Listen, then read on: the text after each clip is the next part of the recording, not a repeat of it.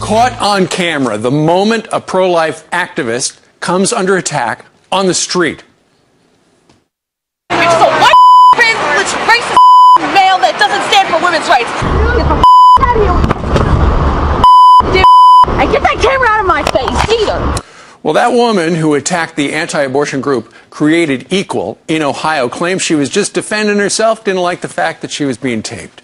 Mark Harrington is the executive director of Created Equal and training director, and Seth Dreyer joins us right now. Good morning to both of you. Morning. Good morning. Seth, you were, I understand, a summer intern, and that's you in the video. You're just standing right out there. You're trying to engage people in dialogue about abortion. She comes up to you. What happened?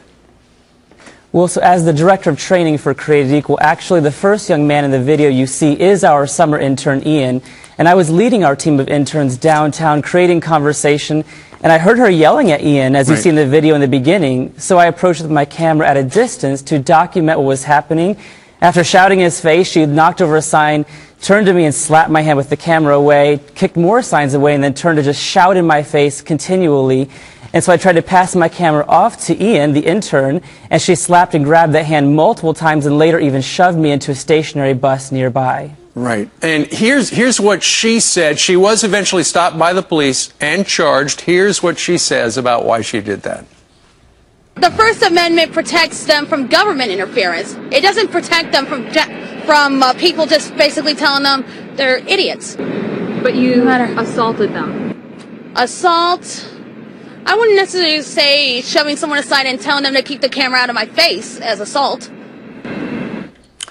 Mark, she feels bad that she doesn't think that you had the right to tape her, and in fact, oftentimes you folks wear cameras to protect yourself, right? Right. Well, she needs a little remedial education on the First Amendment. The government has the obligation to protect speech, and she doesn't understand that the First Amendment doesn't protect her rights to interfere with our right to free speech. So that's the problem. And in a public forum, you lose a reasonable right to privacy. That's just the law. So the fact of the matter is we can record, we do record, and we make sure that these kinds of events, if they happen, are recorded and turned over to police so she can be prosecuted. Right. Now, what's going to happen next? I know she has been charged. She's not remorseful at all. Are you willing to drop the charges in this case if she says she's sorry and she just overreacted? Right. Well, she's going to be arraigned next Wednesday, and then the trial date will be later on. We're willing to drop the charges. In fact, I've asked for a meeting with her if she's willing to apologize. I mean, Seth and I are both Christians. We believe in forgiveness. We've already forgiven her. But if she's not remorseful, then she needs to own up to what she's done. So we're just going to play this through, and we'll see what happens.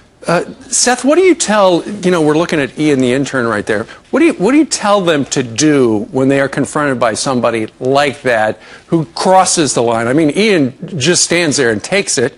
A lot of people watching right now would think, I would have let her have it. Absolutely no. Our goal is always to try at some way to diffuse the anger. And so you see Ian simply standing there, not going on the offense, but letting her give him the brunt of what she wanted to say. And later on, when she is shouting in the video at me, that's why when she says, "Do you understand?" I simply say, "I'm listening to you," because when people respond that way, we don't try to win the debate or challenge their claims. We just want to try to diffuse the anger while still, again, documenting so that later our rights and the law will be upheld. Sure, and you're just out on the streets of Columbus, Ohio, trying to get the message out that you feel that abortion is not right.